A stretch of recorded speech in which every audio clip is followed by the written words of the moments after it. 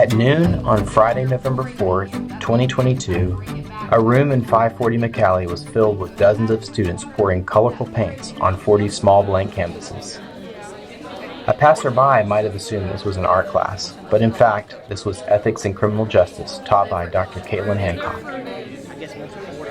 At that moment, her students were engaged in a project she has named Pouring for Purpose.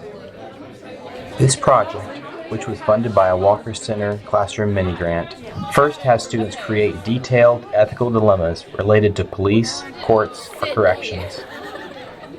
Next, student groups come up with a number of possible decisions and ethical systems related to the dilemma and create keys that represent each decision or system with a different color.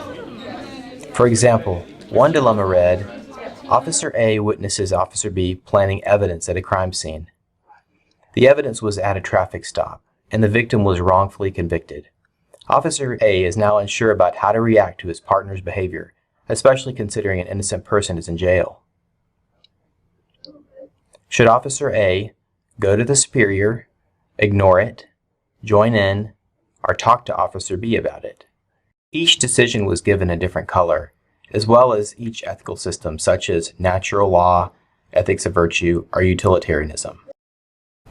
The groups then choose 2 decisions and 2 systems to apply to their dilemma and pours the corresponding colors on their blank canvases, rolling them around to create unique color patterns. As a result, each painting represents a student's analysis of the ethical dilemma in the language of color. The following Wednesday, on November 9th, these same 40 paintings were displayed at a charity art gallery in the University Center.